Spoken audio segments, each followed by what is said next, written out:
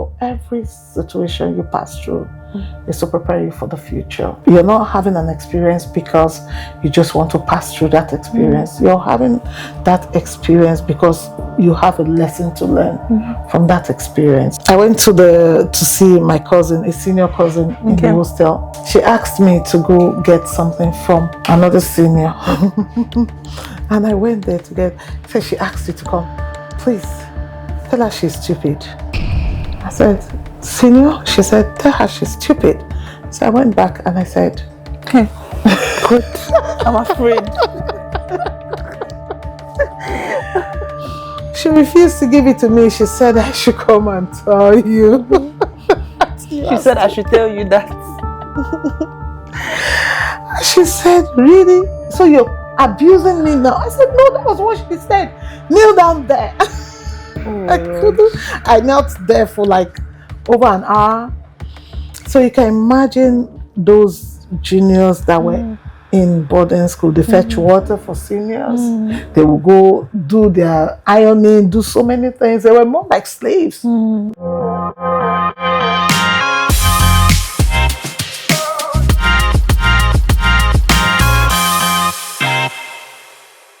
The school plays a very important role when it comes to shaping the society and building a better future. From the principle of boarding schools to gentle parenting and the crucial partnership between families and educators. These themes help us to nurture individuals for the society. Today here with me, I have Mrs. Jennifer Okoli. She's the founder of Agape Bundles Montessori School. She's fondly called Mommy Agape. She's here with us today to help us to bridge the generational gap and also shed more light on these issues.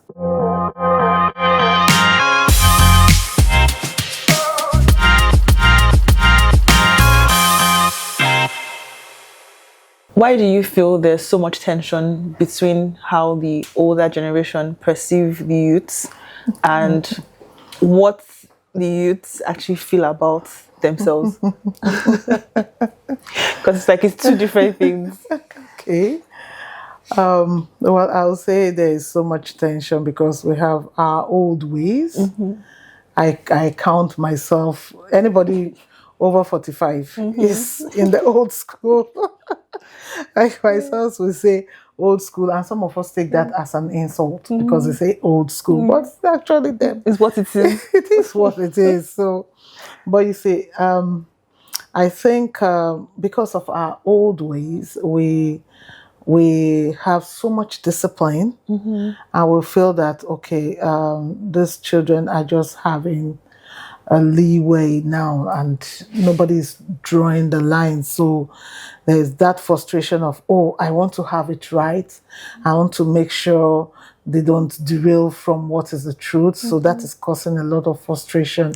But if there's understanding that there's so much technology now, it's different from our time. Now, children don't even, in those days, how many private cars do you see on the road? Even when a parent has a car, they don't always use those cars for school runs. They will send the child in a bus, and then the child will get to school or walk down to school if the school is not far. But these days, because of the level of insecurity, all those things have changed. Technology has changed. We talked about using our phones.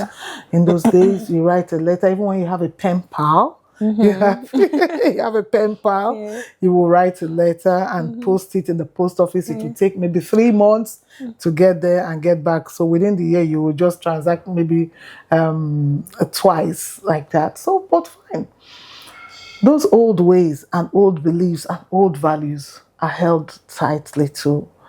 Like we spoke about the hair. You see children wanting to braid their hair and things like that. And those are acceptable dress codes in corporate societies today.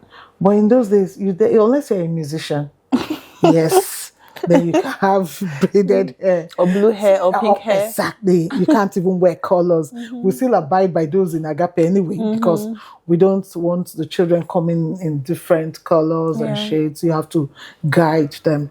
So right now, you see somebody at the top of maybe a banking office, and you just see with dreads, doctors having dreads, and those are things that were not acceptable those days. But we have to realize that there's a lot of change that has gone on, and then if we can accept that, we will be less frustrated.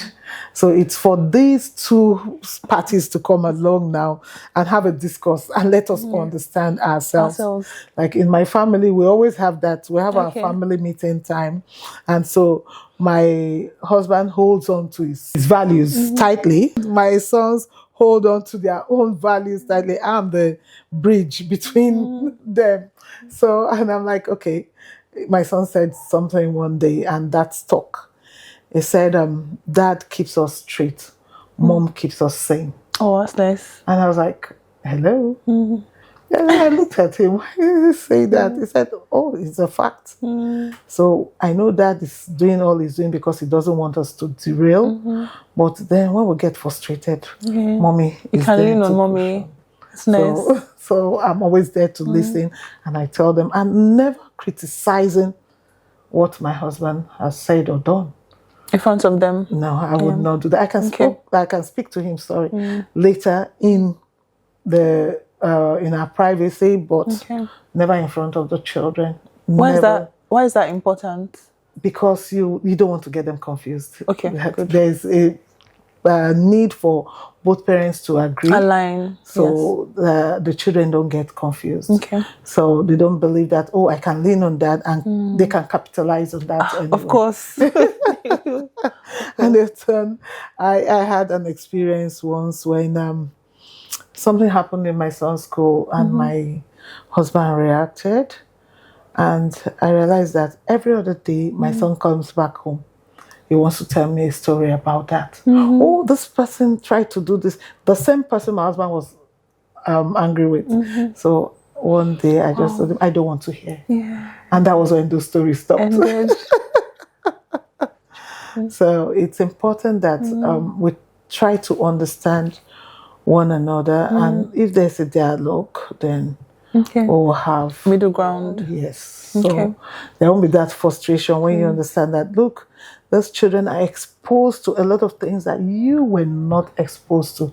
So you cannot expect them to actually act the way you did in those days. Because a saint is only a saint because he is not exposed to temptation. So when you have temptation and the saint still stands upright, then you know that because it's been tested. It's a saint. So you can't just say, okay, the person was never there. We didn't have such exposures that they are exposed to now. And so you should understand and begin to reach out to them. And I keep saying, we must let them know the things that we had to go through to this point. So they should know the privileges they have and understand and appreciate those privileges. You mentioned about bankers who have like dreads or blue hair. Do you think that's something that is very important? Do you think it matters that as a professional, you know, do you think you really... You know, you said you talked about the frustration. That is our own beliefs. But they believe that is what they have inside and not what they appear like. So we had this principle of a book. You can judge a book from the outside.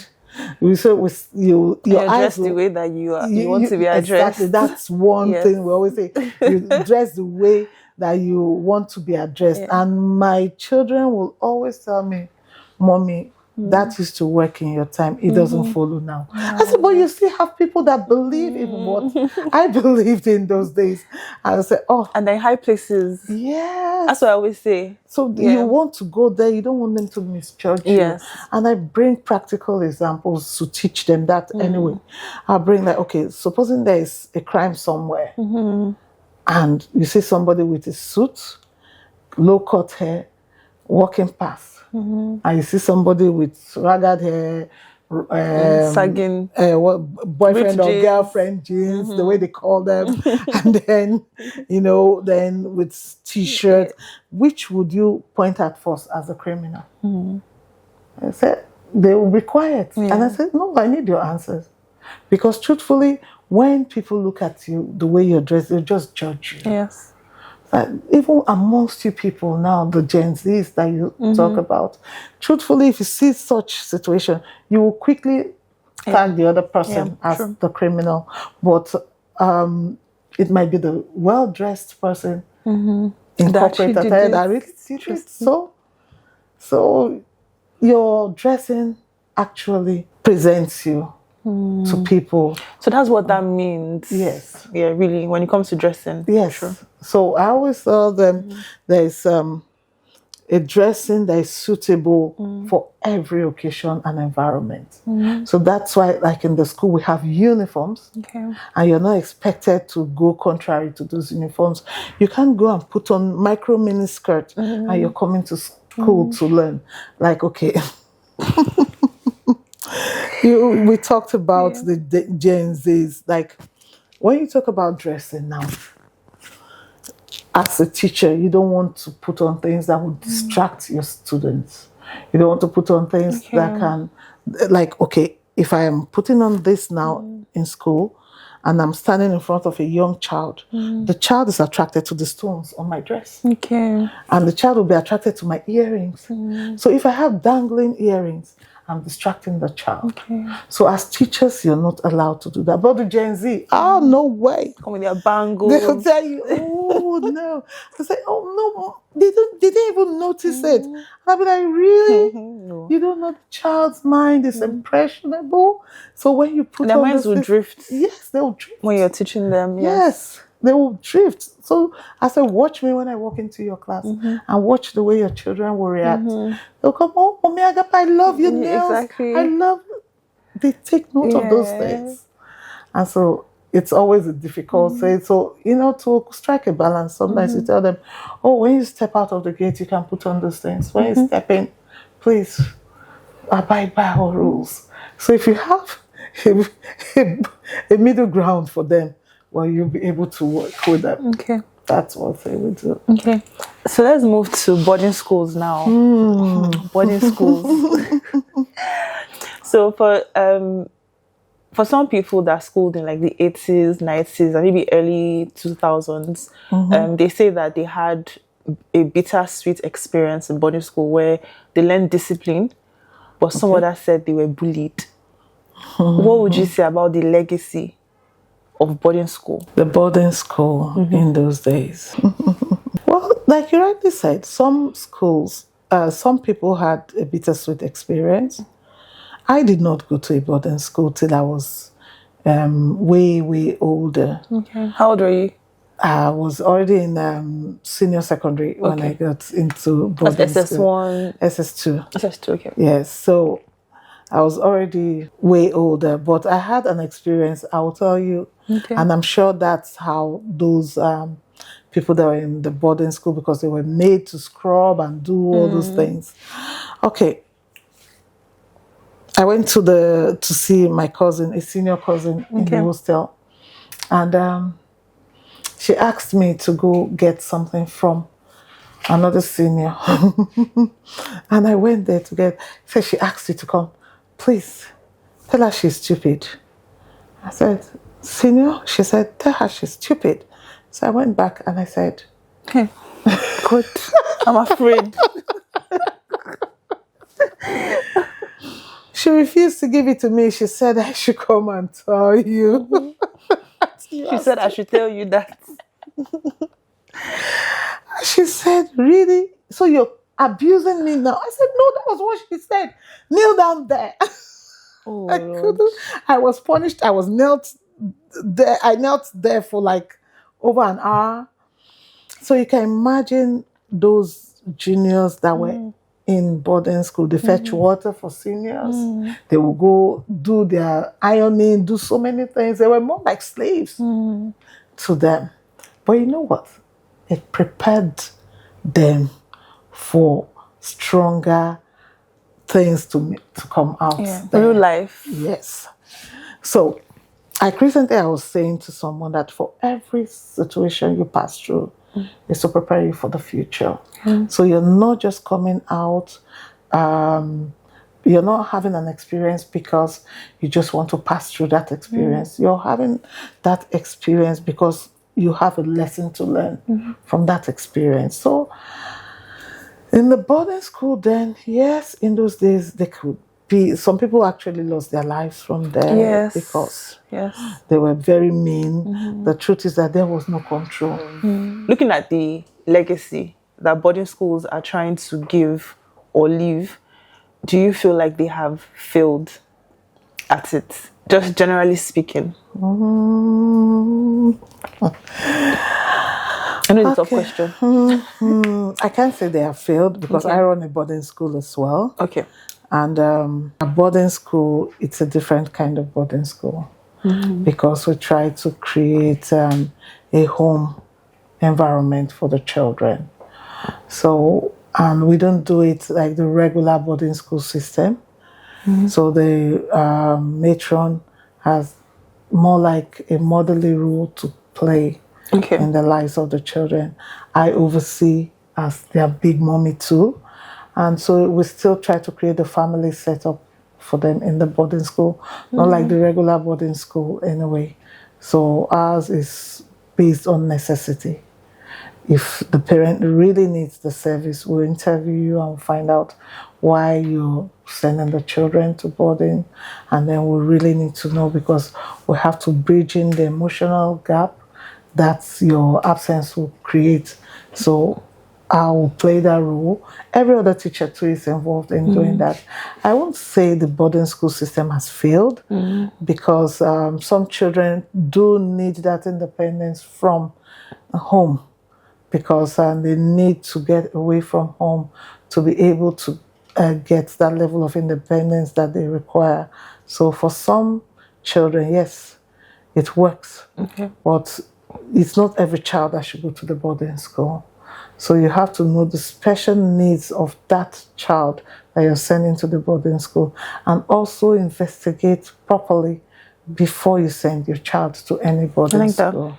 So it is important that we do all those background checks before we send any child to any boarding school. So like for the regular boarding schools, if there's proper monitoring, proper attention given so we don't have a situation where children are being bullied or abused. That is mostly the fear in today's society. Exactly. So we don't want such situations. So if those can be avoided, then we can still look at the positive sides where the children learn to be independent, they learn to take responsibility for themselves and their actions, and then they are built and groomed to face the society at large.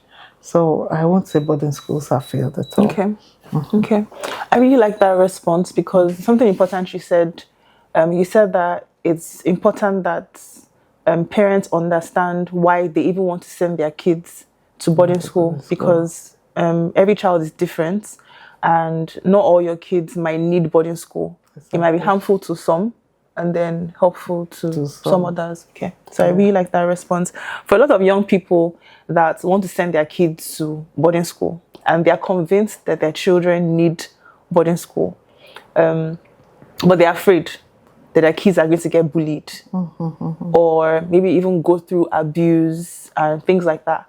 What would you tell them to encourage them and what steps do you think they should take? What further steps should they take as parents? Okay, let me tell you, the truth is that for some parents, the essence of sending their children to boarding school in this day and time is mostly because the parents don't want to take responsibility.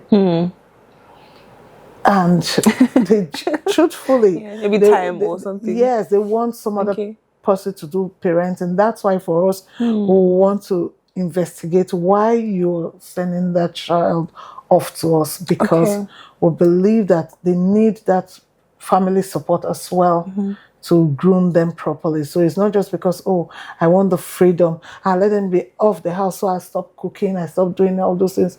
No, that's not enough reason for you to send your child out. Okay. Because truthfully, the days you have put in or the years you put in grooming those children, you will reap them tomorrow when they come out better than children. So for me, there must be a cogent reason to send the child to boarding school. And the boarding school is not just about independence. You can still have the structure in the house to create that level of independence that you want to create in your child. But for some children, yes, they really need to be away from their parents to gain that level of maturity that one needs. But they are afraid, their parents are afraid that they will be bullied or abused, which is a menace in the society today.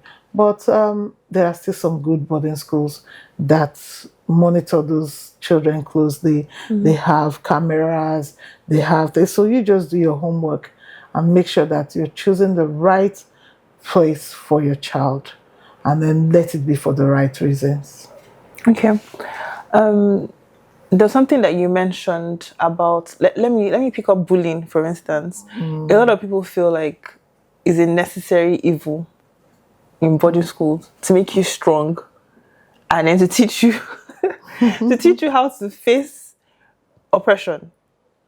What do you think about that? There's no evil that should be necessary. In the first place. There's no evil that should be necessary in the first place. So we kick against bullying. We kick against bullying in every aspect. Bullying can also happen in the day school. So it doesn't have to be in the boarding schools. So, but if every child is taught to be empathic, every child is taught to be sensitive to the other person's plight. Like there's a saying I always say to my children, do unto others what you want to be done to you. So do not do, if you harm someone, think if somebody else does that to you, would you love it? Would you like it? So if you wouldn't want that to be done to you, then don't do it to others.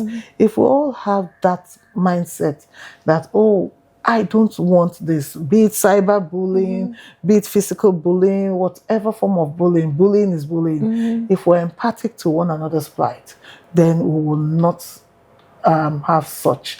So there is no necessary evil, be it in the boarding school, be it in the day school, anywhere. Bullying should not be tolerated because it can lead to ripples of evils that we cannot control at the end. Even mental health challenges in the long run. That people might commit suicide and things like that. Because like if you see cyberbullying, for instance, it wasn't physical.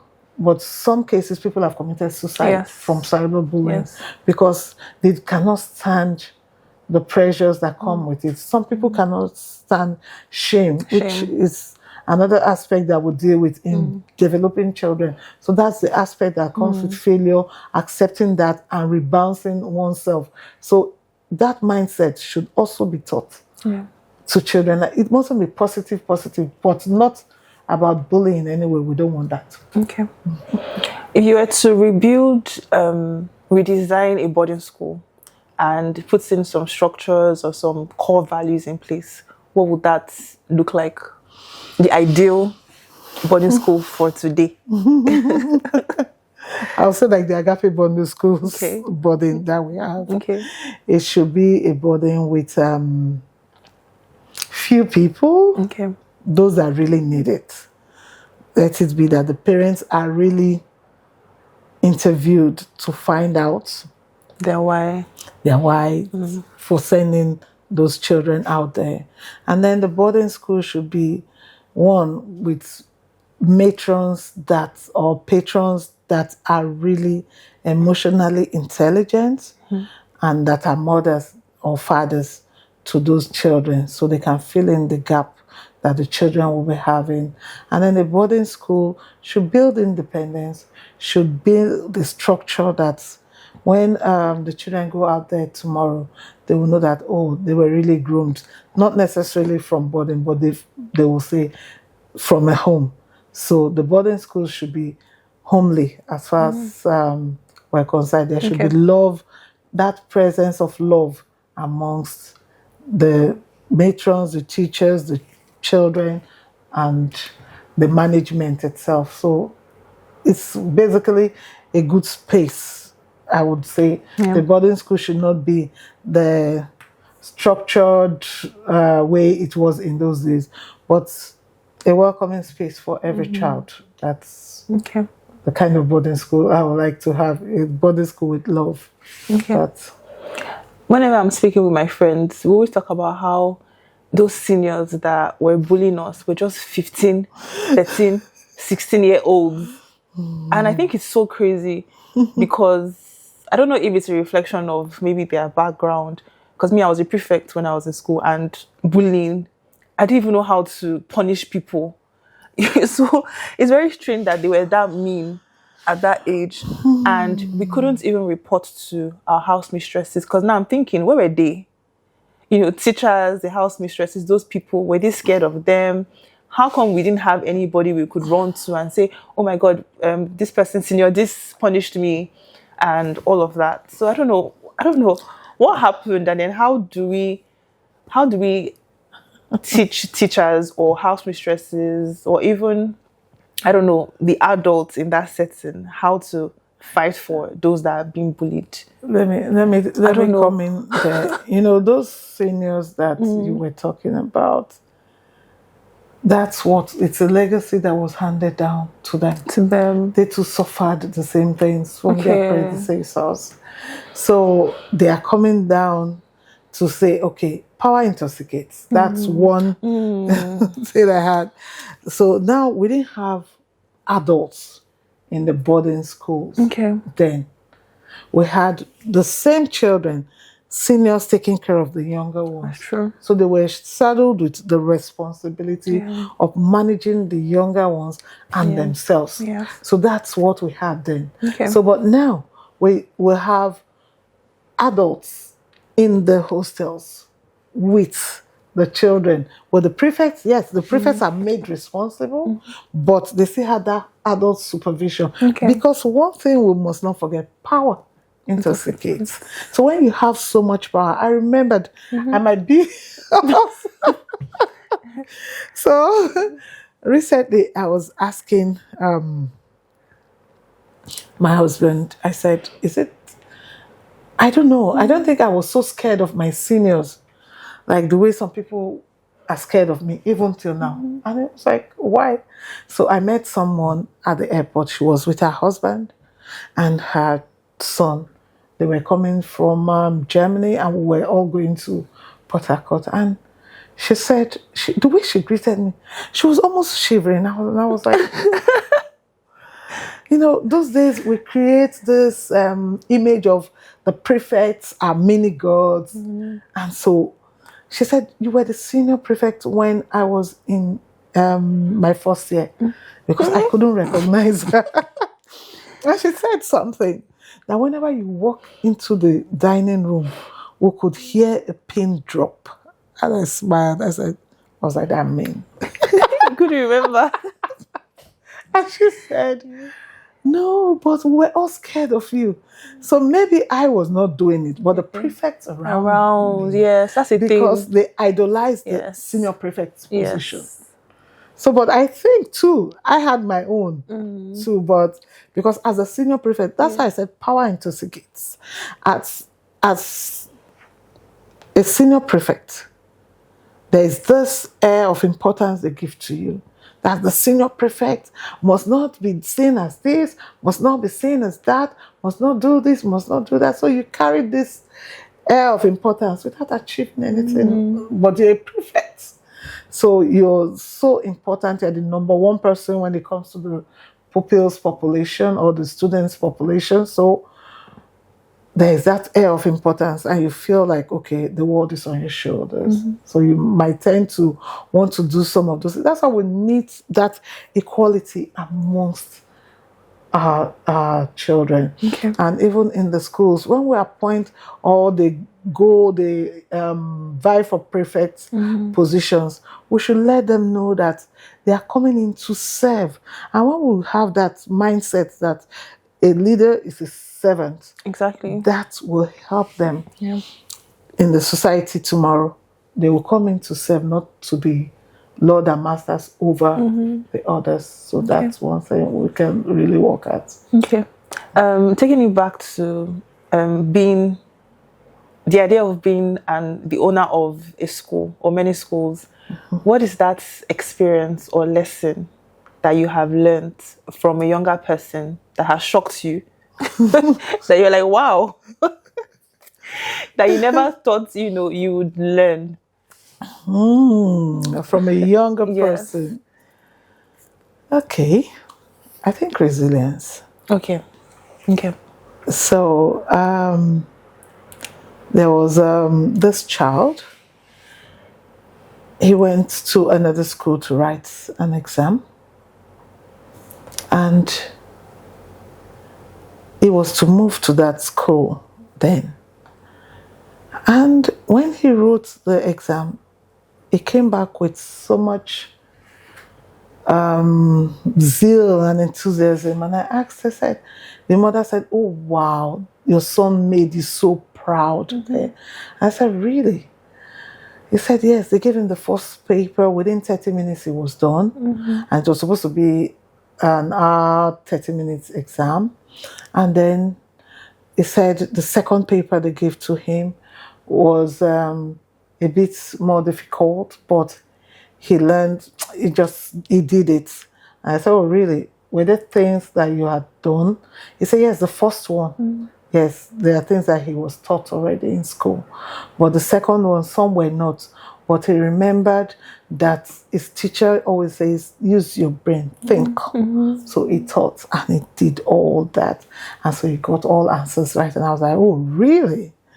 So that was a lesson for me, that you can get it if you try. You keep trying. So you just try. Don't just think, "Oh, I cannot do it." So I have a guide that I give to the children at the time. The first one is "Yes, you can." It started with, I think, Obama's time. "Yes, you can." I started with "Yes, you can." Then take the bold step. "I can do it."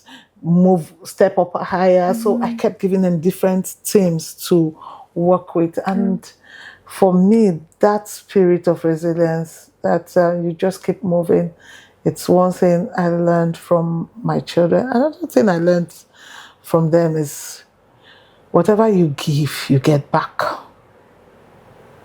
So giving them love, I get double that love. Oh, that's amazing. So that's one thing I've learned from my children. So I learned to give because I get double back. And that's it. They love unconditionally. And for me, that's truly, truly amazing. So,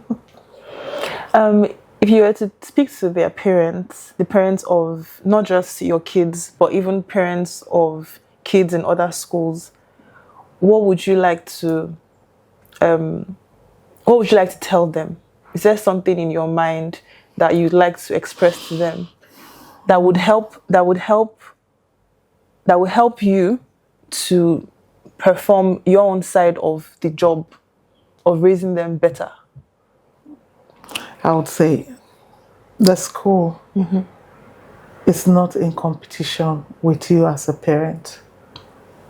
The school is helping you to build your future, because your children are your future. So partner with the school and do what is best for your children. It is not a competition on who is better at parenting or at educating. But if we all come together and we work together for the best interest of the children, we will achieve better results. And that is what I have to say to all parents. Okay. Do you have anything to tell grandparents that are struggling with, the younger generation? How can they assist? Maybe they need to talk to their children who are parents, or how do you think they can help? The Bible says that your children's children are a replication of what you are. So it's not your children, but your children's children. Your children's children. Okay. Yeah, so that's your grandchildren. Yeah. What you will know your grandchildren, you will know your worth from your grandchildren. So it's the children you trained that are training your grandchildren. So that is when you will be able to judge yourself. Yeah. So what I will say to them is, be the bridge between your children and your grandchildren. So you can always, and to the glory of God, we have wonderful grandparents in Agape. They've always come when the parents are not there, the grandparents are there. So we always appreciate the grandparents because they fill in that gap for us, building the family side, and then we're doing our own parts in the school. So what I would say is, don't give up. Keep being that bridge so that they can always come together. We'll have a good family background because the family is key. It's key in the society today. Okay. Yeah. What do you think that Nigeria suffers by not having conversations like this? So these cross-generational conversations in churches or schools or even families, what do you think that we are losing by not having this sort of conversation? So you think about it like in church setting, school, or even within the family? We're losing our family values. Okay. We're losing our family values. We're losing our culture. We're losing the things that make us Africans. Okay. So that is what we're losing by not having this. Because our children today, if we don't form them from home, the world will form them. Okay. So by not having such conversations, we're letting the world tell them who they want them to be. But if we have such conversations and we're able to let them know these are our values, then we'll retain those values. Because you can guide them. You can guide them, and so they will retain those. And those things will always stick. Even when they go out there, they still have the back, at the back of their minds that, oh, these are the values that I should also portray. Okay. So I had a situation where a child went to a school with another child from the child's parent was, I think, from Mexico or so. So they were in the same room, and the father of the other child was a prominent person in Mexico, and they had a situation where the mother called and the other child dropped the phone on the mom. So, and then the mom, I don't want to speak to her. Was it intentional? Yes. Wow. So he didn't want to speak to the mom. And so the Nigerian child now said, you don't speak to your mom like that. He said, no, she should get off my phone. She shouldn't. And so this other Nigerian child kept talking to him. You can't do that. So gradually this boy started changing. And his parents now saw that their son was being influenced positively. And they invited him over to Mexico for Christmas. And the mom was here in Nigeria. She was like, she couldn't go, but she was happy that her son could go over and have a family during Christmas. And you see, so the parents were happy that there was a positive influence on their child. Now that is the African value we teach our children. Respect for elders. You can't talk down on your parents, but out there they allow their children to tell them, shut up, get out, and things like that. Get off my back, and you can say, you can even slap your parents if you want to, but those are not African values. So if we don't have these conversations to pass down these values to our children, then we'll be losing those values of respect, responsibility, and every other thing that we stand for as Africans. Okay. I deal with a lot of university students, actually almost 5,000 of them. That's work that I do. And I find that a lot of parents, they're afraid of their kids. So we're into student housing. So they've left us to raise teenagers that are 15 to 24, whereby they come and they're saying, she won't listen, just tell her, correct her. She does not answer you. And I'm like, why don't you talk to your your child, because as a student housing facility, we can't go beyond, Yes, we're not even a school. But we now realize that the parents are so scared of them and they just leave them alone. So I don't know, what does solution look like in this kind of situation? Because I really feel it's a serious problem. Because I would say that's what you were talking about when you said gentle parenting. I told you you don't have boundaries. So they felt leaving the children to go just like that means they are being good parents. But I always refer to the word of God. The Bible says, whom the Lord loveth, it chastiseth. So if you love your child, you will be able to set a line of discipline for your child. And your child remains your child. The child cannot be the parent. Yes. So the child should, if there's any form of fear, it should come from the child to the parent, not the parent to the child. But there shouldn't even be fear. There should be mutual respect. There should be love. There should be understanding. And then the child knows that there is a boundary. I will tell you a situation. I raised my hand. I was talking to my son. He was behind me and he was walking. Usually, because he's way bigger than I am, if I want to slap him or if I want to hit him for any reason, he will grab my hand and hold me and I'll say, and I'll be talking. If I get hold of you. So this particular day, he said something and I was walking in front of him. And I just turned. And I backhand. That's what they call backhand slap. So I just gave it to him. And I was like, oh, wow, mommy caught me unawares. Oh, wow, mommy caught me. Because he's way taller than I am. And I just... But, there is no time that child will want to raise his hand against me. Because it's not because I don't love him or I don't respect him, but there's a boundary. So even if he's way older, some children will have that, you slapped me, such things. But he knows that this is my mother. So I cannot be scared of you. You should be scared of me if there's fear. Anyway, but there should be that love and understanding. So no matter what they do, I tell them, you must be able to tell me. Anything you cannot tell me, then that means it has gone wrong. So even when they have erred, they come back to me. They tell me. And I'll be the one to pass the message on to Dad. On their behalf? Yes. Okay, this is it, but please, let's handle it this way. So when you have such a situation, you have to tell the parents that, look, charity begins at home. You have set a foundation. You cannot correct it now.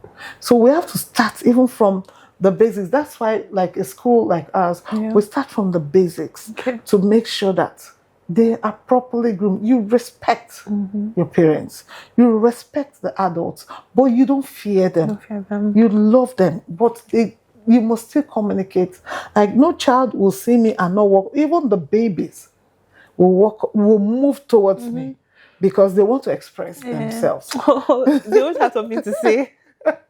I walked into a room one day and a 6-month-old baby. I greeted every other person and I was about moving out. And she raised her legs and hands. Did you not see that? I was like, oh, sorry. I had to go and pick her. And, but every child knows that you can reach. And so that's a legacy I've set for them. You can reach everybody, even to the person at the top. So they don't have any fear. They know that there is love and it flows up. I can express myself. So it's not like, oh, I cannot express myself because I'm afraid. No, that is not the setting. So parents should have that link to be able to talk with their children. Don't think that when you dialogue, it's, asserting your authority. The authority is there when there's an regardless. So that is one thing I have to tell them. What's your prayer and hope for the kids that pass through your school when you think about the way Nigeria is today? You see, that's one point I always say, you can't change a winning team. Okay. We have always operated a broad-based curriculum. We've always had love as our guideline. We've always had our core value as the fear of the Most High God. And those things have kept us going. And our children, wherever they have gone, most of them have relocated to Canada, Australia, America, UK. We always get reports from them. And it's always good. One of them had to represent his old, what do you call it now in America? Is it his district in the White House? And that was, and they were all moved to gifted children's school. And then I was so happy when the mom called me. I felt so proud. And then also there's one other one that got to Canada and she was asked not to even write the final exams because her scores had already overpassed what they expected from her. So at the end of the day, what I wish for every child that passes through Agape Bundles Schools is that they will fulfill their destinies. They will become the leaders that we desire for this country tomorrow. Some of them will tell you, oh, Mommy Agape, I will go, I will study, I will come back to make Nigeria great. And that is our slogan. We shall make Nigeria great. We will make Agape Bundles great. So I always sing that, and I hope that every child that passes through Agape is not academic excellence alone. We look at academic excellence, emotional excellence, social excellence, spiritual excellence, and every other thing that makes you stand out. So we're looking at a situation where tomorrow, I'm hoping, believing that all of them will come and make a change in this country and the world at large. Okay, thank you very much, Ma. I wanted to ask, what kind of Nigeria are you preparing them for? A Nigeria of integrity. Important. You know, children ask questions and they're very sincere. A child asked me, why do you have all this written on our t-shirt, our character t-shirt? So you have integrity, honesty, diligence, and responsibility, and others. So we want a Nigeria where children will be empathic as leaders, where they will hold the value of integrity to heart. We want a Nigeria where children or leaders will rule with their hearts and not any other way. We're looking forward to a Nigeria where children as leaders will become the examples that we expect them to be. That is what we're grooming, and we're hoping they achieve that tomorrow. Have you met any young person that has changed your perspective from what it was?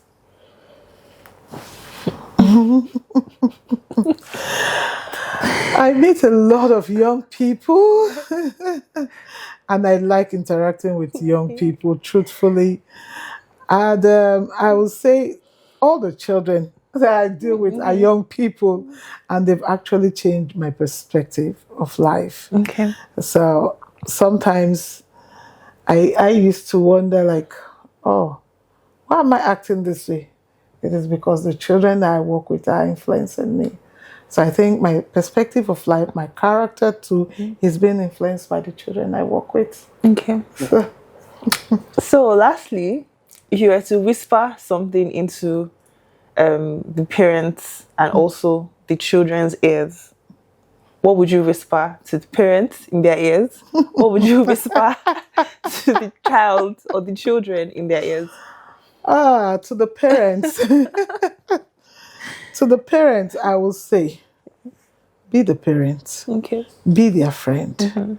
And just wish the best for your children. But to the children, I would say, I love you. I believe in you. You can do it. Be the best. You can. Well, thank you so much, man. This has been so insightful for me. I've learned so much and I'm still trying to take it all in. But as somebody who's very passionate about education myself and young people as well, and just, community, I'm very thankful for this opportunity to speak with you, and to rub minds with you as well. So just to show our little, what's the word, gratitude to you for coming on here and giving us your time. Wow. Just had like a very little gift for you. Wow. Thank you so much. You're welcome. Wow, this is awesome. I didn't expect this. Oh, you're Thank welcome. you. Yes. I appreciate it. So we hope that this box, reminds you to care for yourself, to take, take life, as it comes, take it easy, and also love yourself always, because you're giving, you're giving so much to society. So we only hope and pray that, society also gives back to you. Thank you. Yes. So thank you so much for your time. Thank you. So, as you have heard from Mommy Agape, gentle parenting and boarding schools aren't so bad, especially if you understand your whys and also understand your manner of approach. If you like conversations like this, please hit the like button, please share, and please subscribe. Bye, guys.